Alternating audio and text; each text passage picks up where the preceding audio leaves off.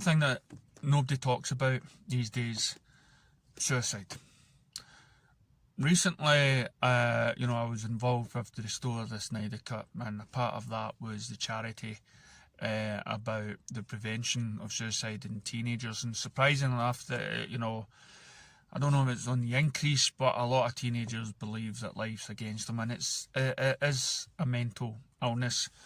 And from the word go, I always thought that anybody that commits suicide is selfish, and they're not thinking about the people that they leave behind. But that's a wrong assumption. What we've got to believe about suicide is that it's, of course, a mental illness. There's something wrong with you, and there's mental health. Mental health seems to be the main thing today. Everybody's breaking down. Everybody's worried. Job, money, love. What are they doing? Facebook, social media is driving in a wedge when you look at other people's faces and stuff like that, and they're all smiling and all seem to be having a better life than you. And I've always stated that this is just a life experience. That it may be hard for you, it may be tough for you. You may have lost people in your life, you may have lost your parents, you may have lost this and that. But there is a lot of evidence out there that your consciousness will move on to the next.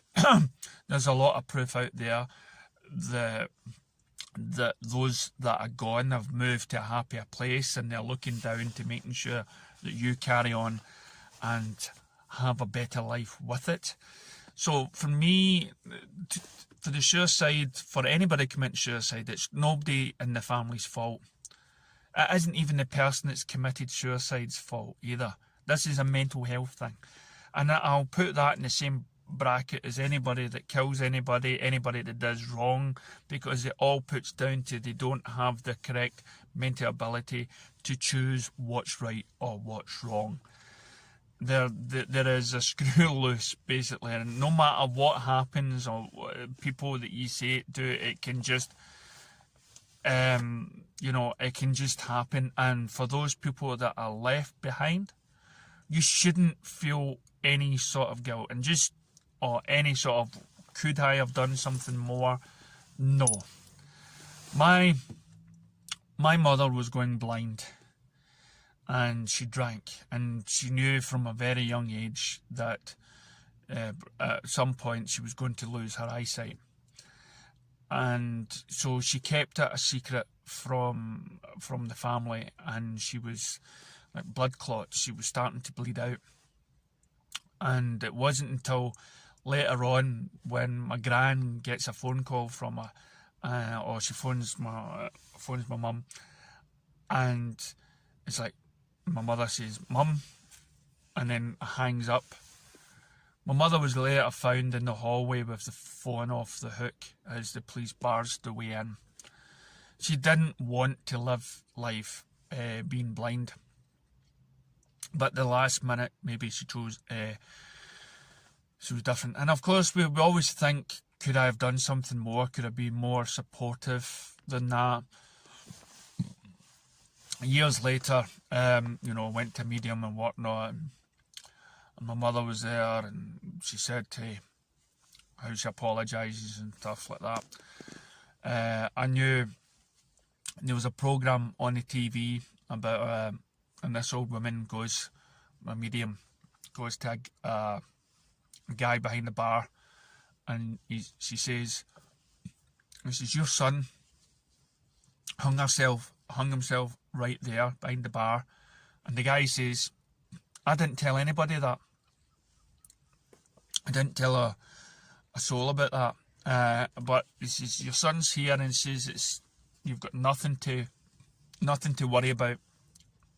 It was his choice, his thing, and he's a lot happier now. I mean, there's so many cases out there. There's ones where children that have been raised in the spirit world, and there's one where a guy who was so much wanting to connect to his dad, he basically left some questions before going in to see somebody, and before he left, the guy, he says, before I go and see this guy, mention something about my hair, and then I'll really know it was you, Dad. And then before he leaves, the medium says, oh, your dad's talking about your hair. So there's a lot of evidence out there, a lot of reincarnation stories, a lot of spirits, a lot of consciousness, a lot of life after death, that confirms that there is more to life after death. People that are suffering from Alzheimer's, that has came down and said, that wasn't me in the last few years. So, and they're in a better place and stuff like that. It's just, you just think of it as a life experience, and you take all this rubbish. Robin Williams, the comedian, he puts on a brave face. He starts telling jokes. That's what his disguise was. So money, wealth, or anything doesn't make you happier. So if you're sitting there and you've got not a lot going for you, if you don't have a good job, if you're not married, or and you just think your life is worthless, it's not. God, I'm on my hair. I'm on the night shift, so it's like I'm dying from my bed. I haven't had a haircut yet. So it's not worthless. There's people in rich houses that probably feel just as bad, that have everything, and Robin Williams was definitely one for that. And as I said, once after my mother died, I went to Blackpool, and I saw this gypsy woman in a caravan, and she said, I've got a bad job, shitty money, and nothing going for me. So I went to this fortune teller, I gave her money, and she said to me that everything's going to be okay. I'm going to have kids. I'm going to have a big house, and don't worry about it and stuff.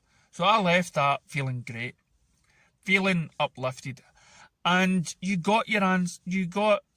Despite what anybody thinks about a medium, you could go to church every Sunday, and if that helps you, okay. But if a medium comes and she's trying to not just help you, but somehow help the ideology of those that you love, and that they're in a better place, and they may even surprise you and may actually a very good medium, I would still take 1,000 fake mediums to 1,000 fake priests or ministers, because I've never heard one medium say anything bad. Oh, they've said, those ones that contact them and it gives you that idea that no matter how bad your life is on this planet, you get to do it. You get a do-over, and there's many cultures out there that celebrate death, and see it as just a doorway to the next life, and they go in the streets, the Day of the Dead, or is it called in some countries, and they celebrate, and that's what we should all do. We should stop worrying about those that have gone and died. Yeah, miss them, definitely. But don't take their death or judge your own life accordingly. Just be happy that when they go and they realise, the truth and everything else, they'll probably be up there going, damn it, what was wrong with me? Of course I wasn't thinking right. I was taking drugs. I was doing this. I was drinking too much. I didn't like the idea. As I say, my father, he had asbestos, and he was in a lot of pain. So for me, their two lives after that would be hard, and they did not want that experience. My dad didn't choose to go. Maybe my mother did. But I can't stand here and start thinking, could I have done this? Could I have been more supportive? Could I have been more loving or anything like that? And I'm not trying to make excuses for myself.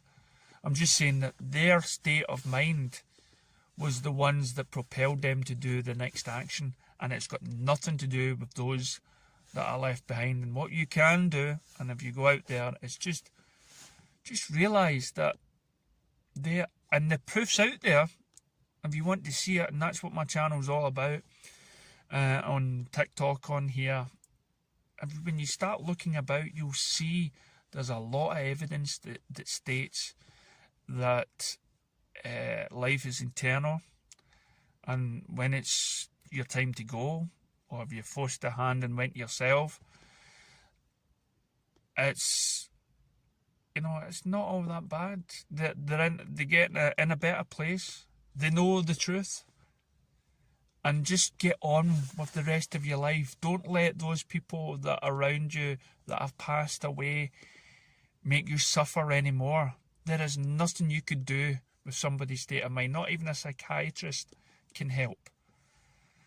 The only person that can help a person who is even thinking about suicide is themselves. Sit down. Talk to yourselves every day. Come to terms of who you are. Start appreciating who you are. And if your life is rubbish, just accept that it's rubbish, and because there's cosmos out there. I keep hearing stories about homeless men on women or whatnot, and they go, and one guy jumps into the river and helps a saving woman or something, and that homeless person now has a life, has a job, has a house, whatnot. So we just all got to just live on from our start, from when we die, when we are born, to the day we die, and just take the punches. Take it. But enjoy it at the same time. Enjoy the punches. This world in your life could be a utopia. There is nothing wrong with you. Okay? It doesn't matter what way your life is. There is nothing at all wrong with you. You are unique. And your life experience is unique. And whenever it is time to end this life, hopefully not by your own choice, but for those people that are around you that have either damaged themselves by drink, drugs, or committing suicide, for those people around you that have done that, just believe me that it's got nothing to do with you, and they're wanting you to just get on with life, and their mental state is in a better place. For more on this subject, please let me know. Thank you.